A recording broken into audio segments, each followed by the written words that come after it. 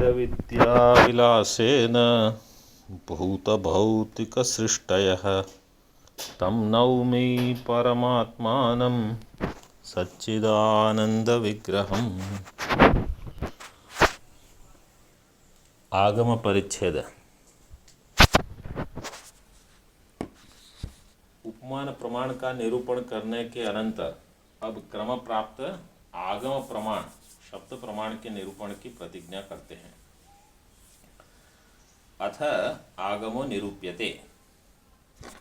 अब आगम का निरूपण करते हैं।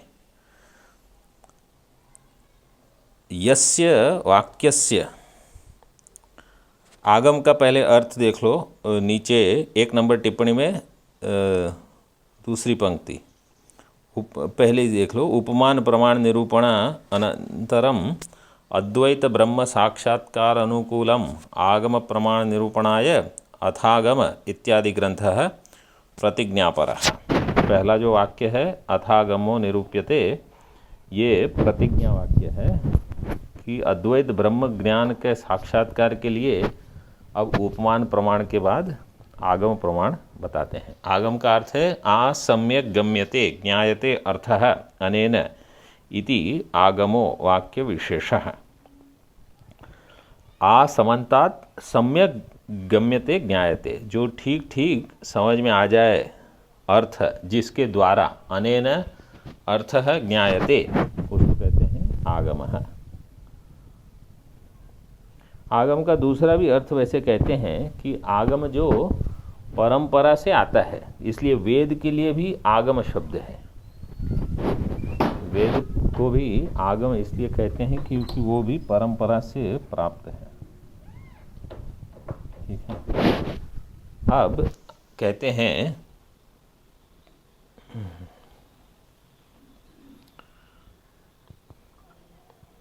पहले नीचे उसी पृष्ठ पर तथा च आगमोपि प्रमाणम एव, वहाँ से देखो अंतिम पंक्ति मिली। ननु शब्द प्रमाण निरूपणस्य वेदांतिनो मते किम प्रयोजनम। वेदांती के मत में ये शब्द प्रमाण के निरूपण का क्या प्रयोजन है। न च अद्वितीय ब्रह्मावगति ही प्रपंच मिथ्या गतिश्च प्रयोजनम इति वाच्यम। अगर आप कहोगे कि शब्द प्रमाण से हमको अद्वितीय ब्रह्म का ज्ञान होगा, अद्वितीय ब्रह्म अवगति, अवगति का अर्थ है ज्ञान, और प्रपंच मिथ्या गति, गतिश्च है, हाँ वो गतिश्च, ये प्रयोजन है। तो पूर्व पक्षी कहता है न च वाच्यम, ऐसा मत कहो, इति न च वाच्यम। क्यों? वेदांतिना मते वेदस्य अपि मिथ्यात्वेन तेन सत्याद्वितीय ब्रह्म अवगति असंभवात्। वेदांती के मत में तो ये पूरा प्रपंच मिथ्या है और उसके साथ वेद भी मिथ्या है। तो जो वेद अगर मिथ्या है तो वो सत्य ब्रह्म, अद्वितीय ब्रह्म की अवगति कैसे दे सकता है। तो ये पूर्व पक्ष हमेशा ये लोग उठाते हैं। पता नहीं हमने इसमें पहले देखा है कि नहीं ये पूर्व पक्ष। अभी उसका समाधान करते हैं। अत्र उच्यते मिथ्याभूतादपि सत्यार्थावगति ही संभवती एव। मिथ्या वस्तु से सत्य ज्ञान हो सकता है। ब्रह्मसूत्र में द्वितीय अध्याय के भाष्य में 2:2:14 के 2:1:14 तदनन्यत्वम आरंभण शब्दादिभ्यः, उस सूत्र के भाष्य में भी इसको उठाया है। भगवान शंकराचार्य जी ने वहाँ उसका समाधान दिया है। यहाँ भामतिकार का समाधान देते हैं। तदुक्तम भामत्याम, ये जो समाधान दिया है यहाँ, ये समाधान तो अध्यास भाष्य का ही समाधान दिया है भामतिकार ने। अतात्विक प्रमाण भावेभ्योपि व्यावहारिक प्रमाणेभ्यः तत्वज्ञानोत्पत्ति हेतवः। व्यावहारिक प्रमाण से तत्वज्ञान की उत्पत्ति होगी। हालांकि जो व्यावहारिक प्रमाण है वो अतात्विक प्रमाण है, मतलब वो मिथ्या है। तात्विक का अर्थ है सत्य, मिथ्या होने पर भी व्यावहारिक प्रमाण के द्वारा तत्वज्ञान की उत्पत्ति हो सकती है। अतात्विक प्रमाण से तत्वज्ञान की उत्पत्ति वो कहते हैं हो सकती है। कैसे?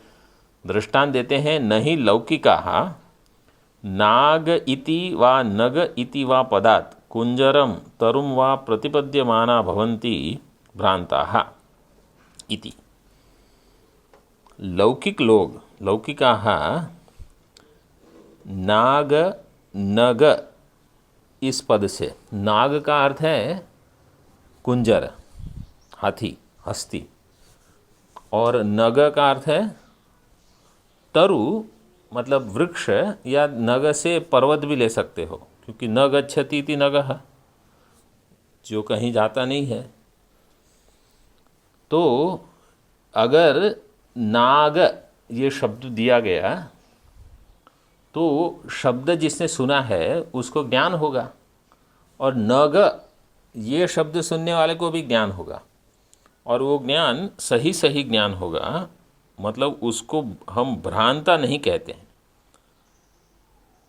क्योंकि यहाँ दृष्टांत ऐसे दिया है नग और नाग, एक ह्रस्व है एक दीर्घ है, और उसके ज्ञान में फर्क है, और वो शब्द से ही स्पष्ट आपको समझ में आ जाएगा। तो लौकिक जगत में ऐसे ज्ञान वाले को भ्रांत नहीं कहते। एवं च इसी प्रकार पारमार्थिक अद्वितीय निरस्त समस्त उपाधि नित्य शुद्ध बुद्ध मुक्त प्रत्यग भिन्न ब्रह्म स्वरूपादि सिद्धि आगम परिच्छेदस्य फलमिति मंतव्यम। आगम परिच्छेद का फल, मतलब इस प्रकरण का फल क्या है? पारमार्थिक अद्वितीय निरस्त समस्त उपाधि नित्य शुद्ध बुद्ध मुक्त प्रत्यग अभिन्न, मतलब मैं, प्रत्यग अभिन्न का अर्थ है जो मुझसे भिन्न नहीं है, ऐसा ब्रह्म, ये इस स्वरूप की सिद्धि इस परिच्छेद का फल है। इसलिए सर्वथा च शब्द प्रमाण निरूपणम आवश्यकम एव इति, इसलिए सब शब्द प्रमाण का निरूपण हर प्रकार से आवश्यक है। अभी इसके बाद जो 2 नंबर टिप्पणी है, अन्वित अभिधानवाद है अभिहित अन्वयवाद है। अन्वित अभिधान और अभिहित अन्वय, इसमें ये दो मत हैं। ये 2 मत हैं, एक है भाट मत और एक है प्राभाकर मत। इसलिए देखो वहाँ दिया इति मतद्वयम मीमांसकानाम इति प्रसिद्धम। इस पर हम अगले पाठ में चर्चा करेंगे इसको, लेकिन केवल ये शब्द पहले आपने सुने हैं? नहीं सुने हैं, ठीक है। अन्वित अभिधान और अभिहित अन्वय, कैसे पदार्थ का अन्वय होता है वो चर्चा करते हैं वहाँ, ठीक है। ऊपर आ जाओ, अभी मूल में आगम का निरूपण शुरू करते हैं। यस्य वाक्यस्य तात्पर्य विषयीभूत संसर्गो मानांतरेण न बाध्यते तद वाक्यम प्रमाणम। जिस वाक्य का तात्पर्य विषयीभूत संसर्ग, तात्पर्य विषयीभूत संसर्ग मतलब जहाँ संसर्ग का अर्थ है कि शब्दों का एक साथ, पदों का एक साथ जुड़ के रहना, एक साथ में आना, उसको कहते हैं संसर्ग। तो जिस वाक्य के पदों का संसर्ग उसके तात्पर्य विषयीभूत संसर्ग वो जो है दूसरे किसी प्रमाण से मानांतरेण न बाध्यते, अन्य प्रमाण से जिसका बाध नहीं हो, तद वाक्यम प्रमाणम, वो वाक्य प्रमाण मानते हैं। और फिर कहते हैं वाक्यजन्य ज्ञाने च, और उस वाक्यजन्य ज्ञान में आकांक्षा, योग्यता, आसक्तय और तात्पर्य ज्ञानम, ये 4 कारण होते हैं। चत्वारि कारणानि, आकांक्षा, योग्यता, आसक्ति और तात्पर्य ज्ञानम। ठीक है।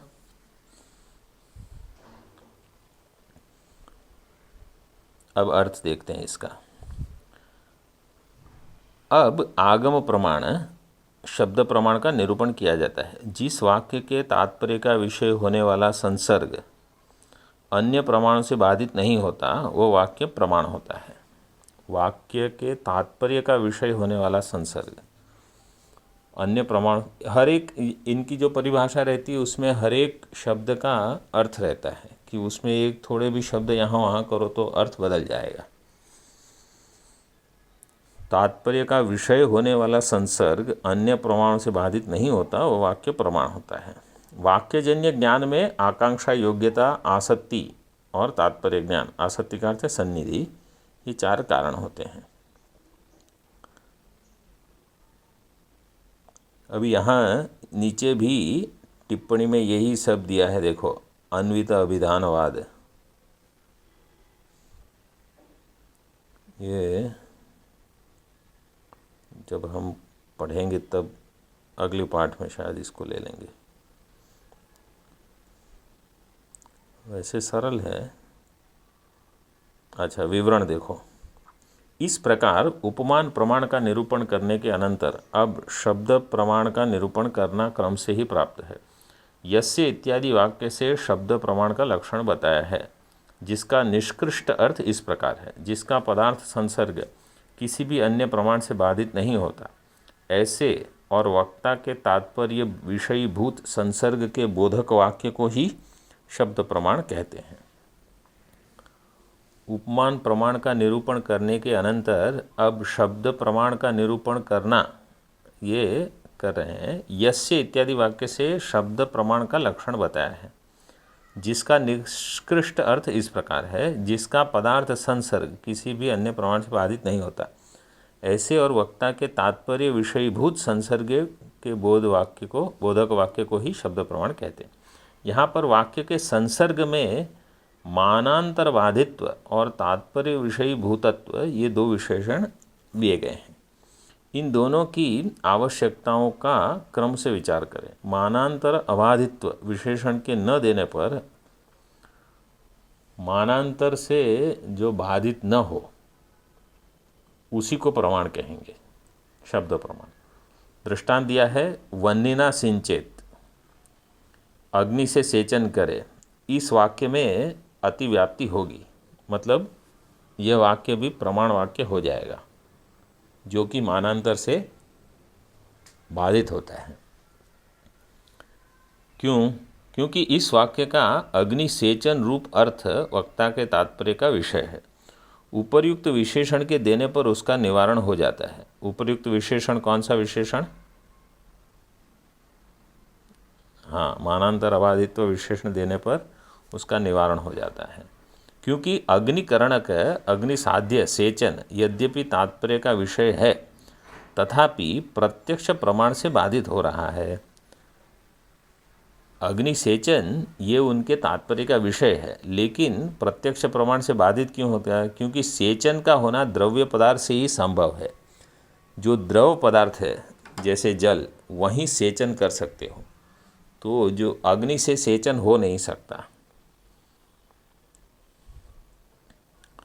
सेचन का होना, हाँ, अग्नि जैसे अद्रव पदार्थ से द्रव्यकरणक व्यापार रूप सेचन का होना संभव नहीं है। मतलब अग्नि से आप छिड़क नहीं सकते, जैसे पानी छिड़क सकते हो ऐसे।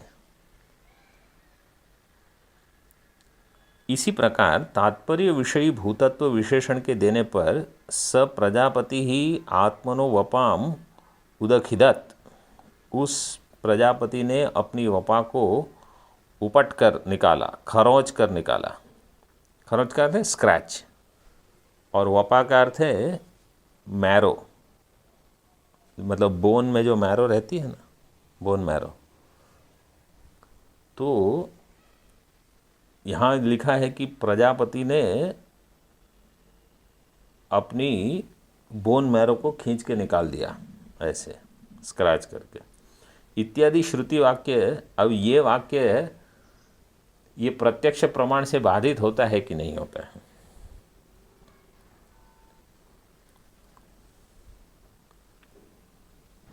हाँ, लेकिन मतलब यहाँ कहते हैं कि इत्यादि श्रुति वाक्य पर अव्याप्ति दोष आता है, क्योंकि अपनी वपा का स्वयं उच्छेद करना रूप अर्थ प्रमाणांतर से बाधित है। आप अगर अपनी मैरो निकाल दोगे, बोन मैरो, तो आप जी नहीं सकोगे। अगर अपने आप, मतलब हॉस्पिटल में तो कुछ इंजेक्शन से करते होंगे, पता नहीं अभी, लेकिन ये सामान्य तो ऐसा है कि वपोत्खेद होने पर जीवित रहना असंभव है। तो इसलिए ये वाक्य अप्रमाणित हो जाएगा।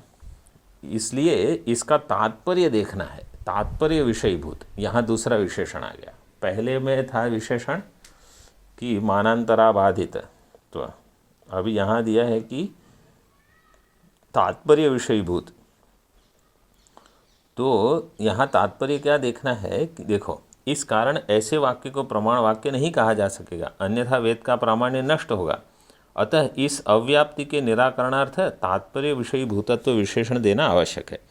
यहाँ पर श्रुति के तात्पर्य का विषय याग की अवश्य कर्तव्यता ही है, अर्थात स्वयं ब्रह्मदेव प्रजापति ने भी इतनी श्रद्धा से याग किया यज्ञ, तब हम संसारी मनुष्यों को तो वह अवश्य ही कर्तव्य है। इस प्रकार बोधन कराना यही उस मंत्र का तात्पर्य है जो किसी प्रमाण से बाधित नहीं होता। इसलिए वह श्रुति वाक्य होने से उपयुक्त अव्याप्ति नहीं होने पाती।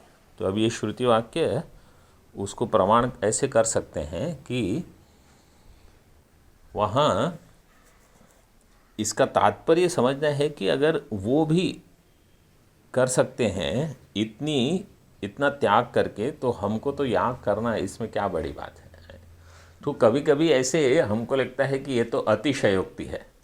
कभी कभी जैसे पुराण वगैरह में कहते हैं कि भगवान शिव जी की समाधि लग गई, कितने साल, 88,000 साल, 88,000 ईयर्स। अभी आप कहोगे 88,000 साल समाधि, मतलब आपको इसका तात्पर्य समझना है।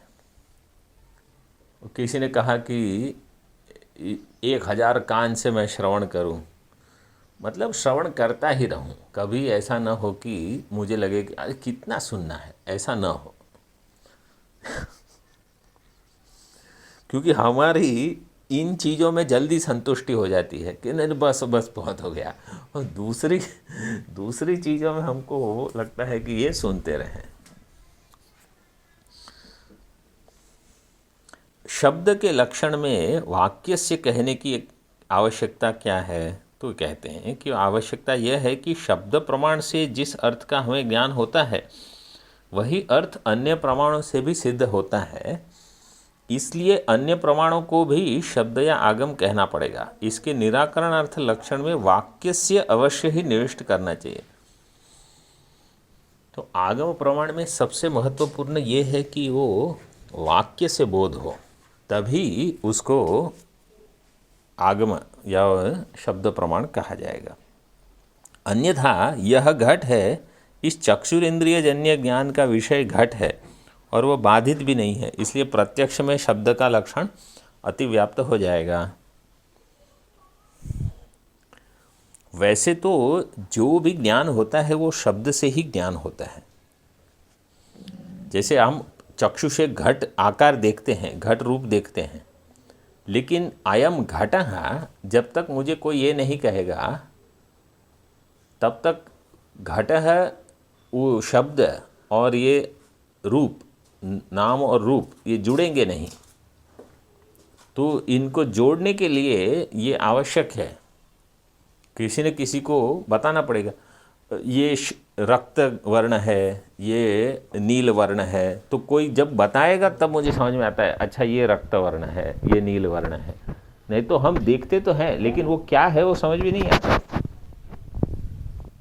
अब यहाँ शंका करते हैं, आपके मत में घटादि सभी जगत मिथ्या है, तब शब्द से व्यक्त किया हुआ सभी अर्थ बाधित है, ऐसी स्थिति में अबाधित अर्थकत्व रूप विशेषण संसर्ग में कभी संभव ही नहीं हो सकता, इसलिए ये लक्षण असंभव दोष से दूषित हैं। तो समाधान देते हैं कि घटादि पदार्थों में पारमार्थिक सत्ता रूप से बाधित्व होने पर भी व्यावहारिक प्रमाण्य अबाधित ही है। व्यावहारिक तो चलेगा, क्योंकि बाधित शब्द से व्यवहार कालीन बाध ही विवक्षित है। इसी कारण नेह नानास्ति किंचन श्रुति से स्वर्गादि साध्य साधन भाव का बाध होने पर भी उपर्युक्त दोष नहीं आता। नेह नानास्ति किंचन से सबका बाध करते हैं पारमार्थिक सत्ता के रूप से। व्यवहार में वो सब अपनी जगह पर हैं, मतलब जितना सत्य अहंकार है उतना सत्य जगत है, उतना सत्य वेद है, साध्य साधन है, स्वर्ग आदि है। अहंकार को मिथ्या मानने पर ये सब मिथ्या हो जाएंगे। इसी रीति से शब्द प्रमाण का लक्षण सिद्ध होता है। अतः शब्द का अनुमान में ही अंतर्भाव होने से उसे पृथक प्रमाण के रूप में मानने की आवश्यकता नहीं कहने वाले वैशेषिकों का खंडन हो जाता है। वैशेषिकों का कथन है कि अब देखो, वैशेषिक क्या, उन्होंने शब्द प्रमाण माना ही नहीं है। वैशेषिकों ने क्या कहा है कि ये जो आगम प्रमाण है वो हम अनुमान से ही सिद्ध कर देंगे। देखो, वत्सम बधान, ये वत्स को बांधो, वत्स मतलब बछड़ा, वत्सम बधान ये वाक्य है। आदि पद अर्थ संसर्ग ज्ञान पूर्वक है, क्योंकि उनमें आकांक्षा आदिकों से युक्त पद समूहत्व है। दंड से गाय लाओ, दंडेन गाम आनय आदि पद समूह के समान। ऐसे अनुमान से शब्द प्रमाण गतार्थ होता है। वो कहते हैं अनुमान प्रमाण से आपको शब्द प्रमाण का ज्ञान हो जाएगा, इसलिए उन्होंने दो ही प्रमाण माना है, प्रत्यक्ष और अनुमान। इसलिए शब्द को स्वतंत्र प्रमाण मानने की आवश्यकता नहीं है। दंडादि पदों की शक्ति के अनुमान के लिए अन्य पदों का दृष्टांत देकर उनकी शक्ति का अनुमान कर लेना चाहिए। दंडादि पदों की शक्ति के अनुमान के लिए, अब दंड के लिए क्या है, बोले दूसरा कोई पदार्थ है, वहाँ से शब्द शक्ति मिल जाएगी और अनुमान कर लोगे। अलग से इसका शब्द शक्ति का ज्ञान नहीं चाहिए। जैसे आगे बताते हैं, इस पर वेदांत आदि शब्द प्रामाण्यवादी शास्त्रकारों का कथन है कि ऐसे अनुमान से शब्द प्रमाण गतार्थ होता है। ऐसा कहने पर क्या होगा, शाक्य भिक्षु आदि के वाक्य में भी वह संसर्ग है ही, इस कारण वे भी प्रमाण होने लगेंगे। शाक्य का अर्थ मुझे लगता है शाक्य मतलब बौद्ध के होंगे या जैन होंगे। भिक्षु शब्द तो बौद्ध के लिए है, शाक्य शब्द शायद जैन मत के लिए होगा। तो शाक्य भिक्षु इन्होंने भी वाक्य से ही उपदेश दिए हैं, तो ये सब भी प्रमाण हो जाएंगे। तो आपके वेद प्रमाण जो कहता है कि ब्रह्म सत्यम जगन मिथ्या, ये उन लोगों ने नहीं कहा है, तो उनके वाक्य प्रमाण हो जाएंगे।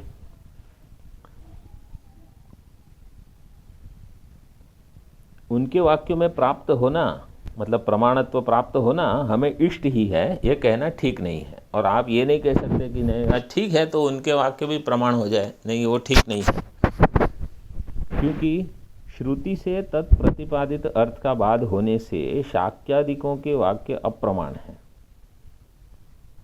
श्रुति से जो अर्थ हमको प्राप्त होता है उससे ये शाक्यादियों के वाक्यों का बाध हो जाता है, इसलिए वो वाक्य प्रमाण नहीं है। तस्मात् बौद्धादि नास्तिकों के मूल प्रमाण रहित दर्शनों में अप्रामाण्य सिद्ध करने के लिए शब्द प्रमाण को पृथक स्वीकार करना ही चाहिए। देखो, ये इनका बिंदु बहुत बढ़िया है। इन्होंने क्या कहा कि अगर आप सब अनुमान प्रमाण से कर लोगे तो उनके शब्द भी प्रमाण हो जाएंगे। लेकिन समाज में अभी एक नई आपको चीज़ देखने मिलेगी कि वो कहते हैं कि जैसे आपके शास्त्र प्रमाण है वैसे हमारे शास्त्र प्रमाण है, और जैसे हमारे धर्म में भी जैसे हमारे शास्त्र प्रमाण है, दूसरे धर्म वाले कहेंगे कि हमारे शास्त्र भी प्रमाण है। तो सभी धर्मों वालों को, अभी आपको सबके साथ रहना है तो लोग कहते हैं कि ठीक है सबके ग्रंथ प्रमाण हो जाए, उसमें क्या है। तो सबके ग्रंथ प्रमाण हो उसमें हमें कोई आपत्ति नहीं है। आपत्ति केवल ये है कि सभी लोगों ने तो जगत मिथ्या माना नहीं है और सभी लोगों ने अद्वैत का प्रतिपादन नहीं किया है। और द्वैत रहने पर भय द्वेष इनकी निवृत्ति होगी नहीं, क्योंकि ये सब द्वैत मूलक ही है।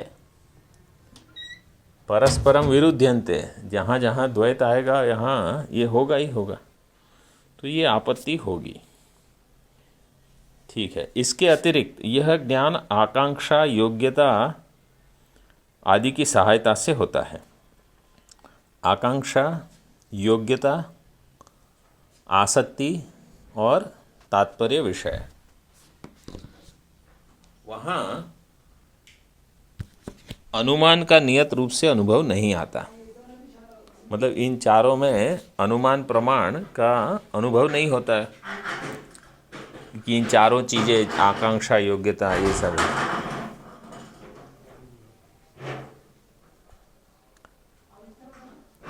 इससे भी अनुमान प्रमाण की अपेक्षा शब्द प्रमाण का पृथक फल सिद्ध होता है। इस कारण भी शब्द रूप प्रमाण पृथक सिद्ध होता है। यही प्रदर्शित करने के लिए ग्रंथकार ने आकांक्षादिकों के निरूपण की वाक्यजन्य ज्ञाने च आदि वाक्य से प्रतिज्ञा की है।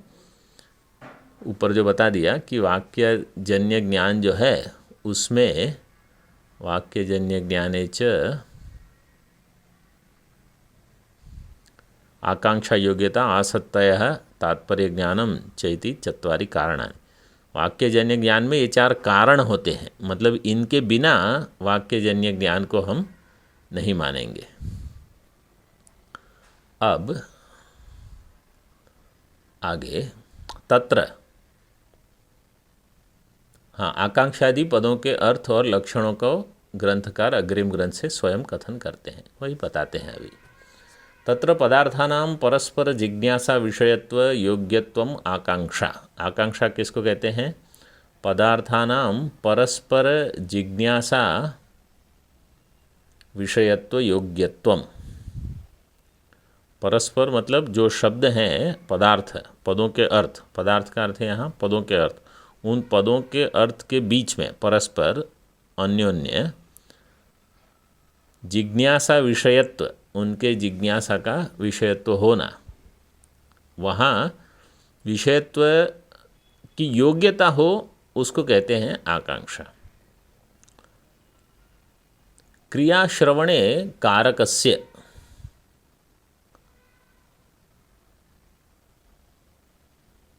क्रियाश्रवणे कारकस्य आकांक्षा। उसके बाद आपको अल्प विराम लिखना है तो लिख लो।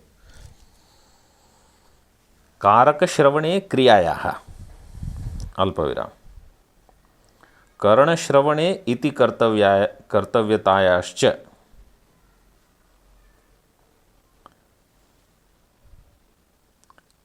जिज्ञासा विषयत्वात्। ये इस प्रकार की जिज्ञासा होती है। तीन जिज्ञासा बताई यहाँ। क्रिया श्रवण में कारक की जिज्ञासा, कारक सुनने पर, कारक श्रवण मतलब कारक अगर आप सुनोगे तो क्रिया की जिज्ञासा होगी। और कर्ण श्रवणे, अगर कर्ण का श्रवण हुआ तो आपको प्रश्न होगा कि इति कर्तव्य, इति कर्तव्यता का अर्थ है कथम कर्तव्यम। जैसे आप कहोगे कि काटो, ठीक है, तो काटना है तो अब क्या काटूं? तो क्या फल काटो, सेव, सेव काटो, ठीक है। तो अब कैसे काटूं? तो कथम, ये हो गई इति कर्तव्यता। क्यों? क्योंकि फल काटने की जो क्रिया है और कपड़ा काटने की क्रिया है वो अलग है कि नहीं? तो करण शायद एक ही हो समझो, तो भी क्रिया में भेद हो सकता है। तो यहाँ क्रिया श्रवणे कारकस्य मतलब वहाँ है प्रश्न किम, कारक श्रवणे क्रियायाः वो है केन, और कर्ण श्रवणे इति कर्तव्यतायाः वो है कथम, किं केन कथम।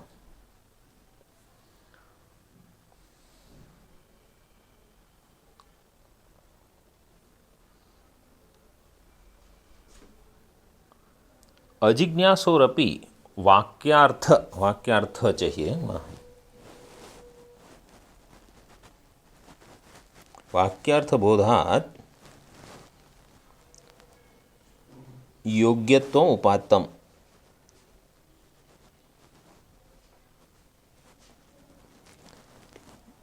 ऊपर क्या दिया था कि जिज्ञासा, देखो शब्द ऊपर परिभाषा में दिया था, योग्यता लिखा है ना, आकांक्षा के लिए परस्पर जिज्ञासा विषयत्व योग्यत्वम आकांक्षा। और योग्यत्व शब्द क्यों रखा है वो कहते हैं कि अजिज्ञासु, समझो किसी को जानने की इच्छा नहीं है, अजिज्ञासो अपि, लेकिन वाक्यार्थ उन्होंने सुना, उनको बोध होगा कि नहीं होगा?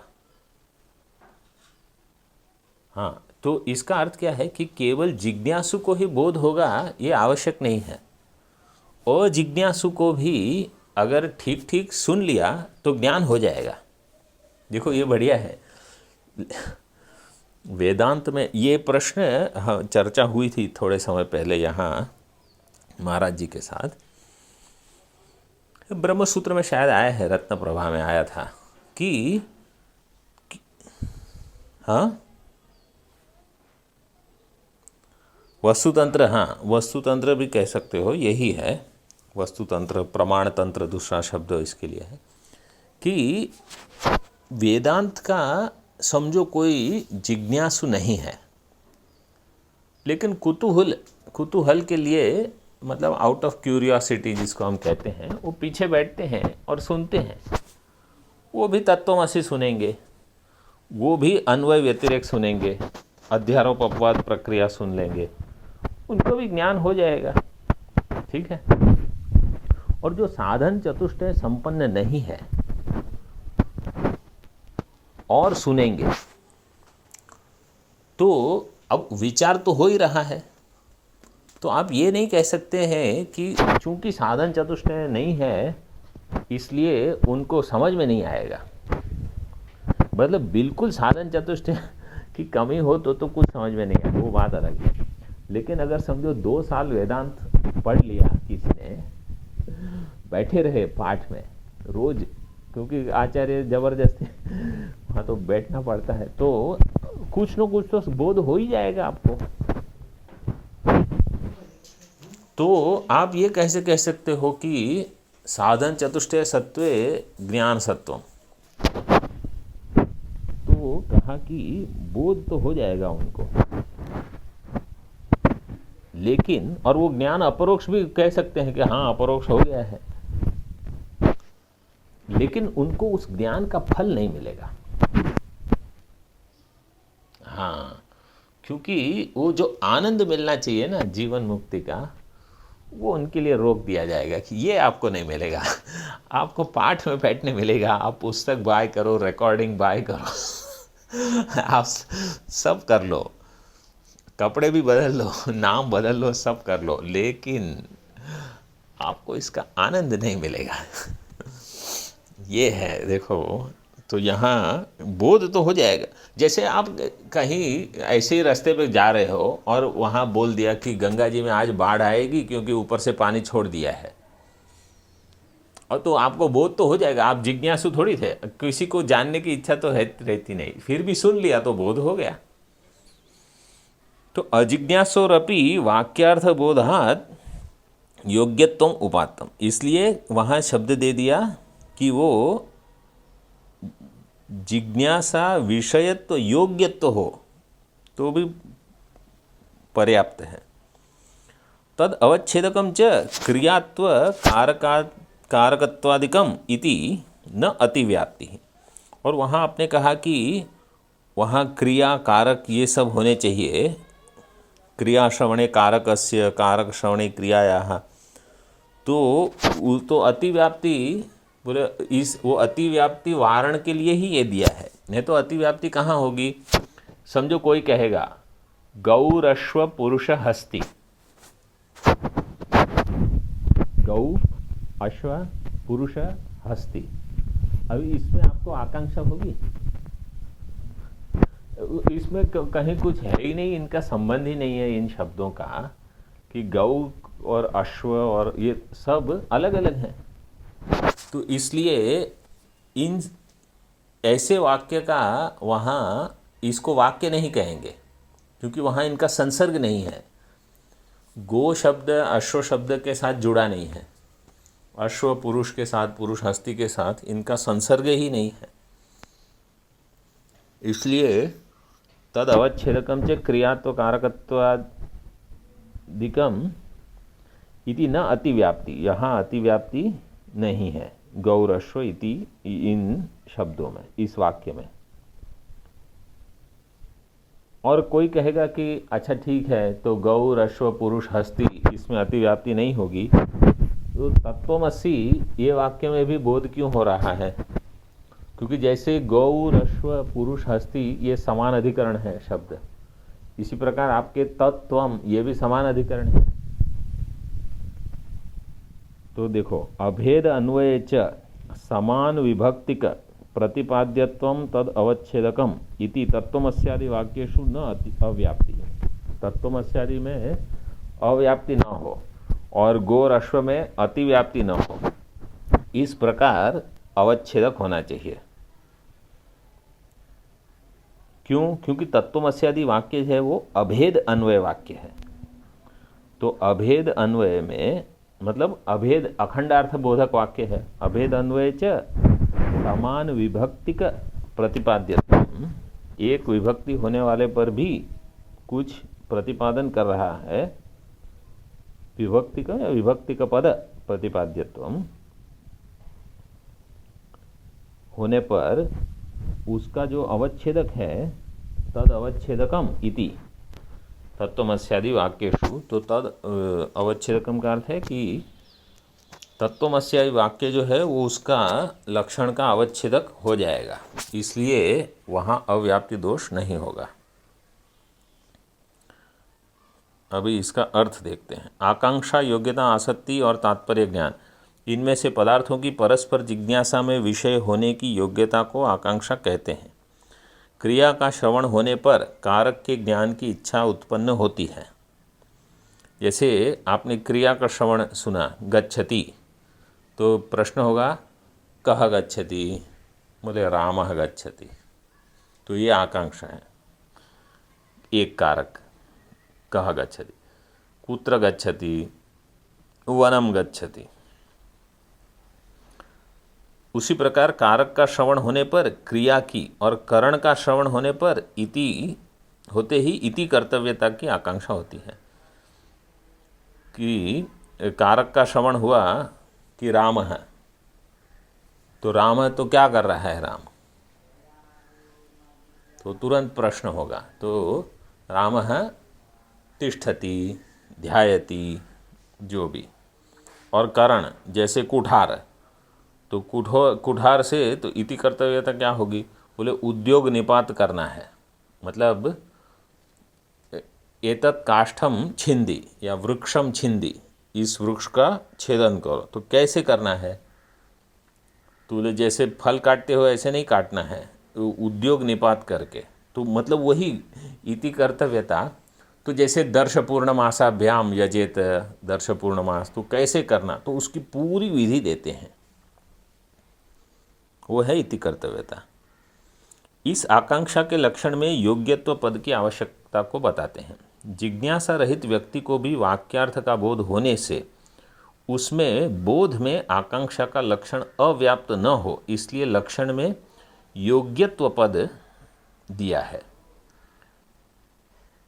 जिज्ञासा रहित व्यक्ति को भी बोध हो जाएगा, इसमें तो आकांक्षा नहीं करने पर भी उनको आकांक्षा का लक्षण अव्याप्त वहाँ न हो, इसलिए योग्यत्व पद दिया है। क्रियात्व, कारकत्व आदि धर्म उस योग्यता के अवच्छेदक होने से आकांक्षा के लक्षण की गो, अश्व, पुरुष आदि पद समूह में अतिव्याप्ति नहीं होगी। क्यों? क्योंकि वहाँ क्रियात्व, कारकत्व नहीं है। इसी प्रकार तत्वमसि इत्यादि अभेद अन्वय प्रतिपादक वाक्यों में समान विभक्ति पदों के प्रतिपाद्यत्व ही अवच्छेदक हैं, इसलिए वहाँ भी लक्षण की अव्याप्ति नहीं होती, वहाँ लक्षण की अव्याप्ति नहीं होगी। अभी यहाँ तक रखते हैं, फिर ये विवरण अगले पाठ में देखेंगे। ओम पूर्णमदः पूर्णमिदं पूर्णात् पूर्णमुदच्यते पूर्णस्य पूर्णमादाय पूर्णमेवावशिष्यते। ओम शांति शांति शांति। शंकरं शंकराचार्यं केशवं बादरायणं सूत्रभाष्यकृतौ वन्दे भगवन्तौ पुनः पुनः। ईश्वरो गुरुरात्मेति मूर्तिभेदविभागिने व्योमवद्व्याप्तदेहाय दक्षिणामूर्तये नमः। ओम शांति शांति शांति। ओम।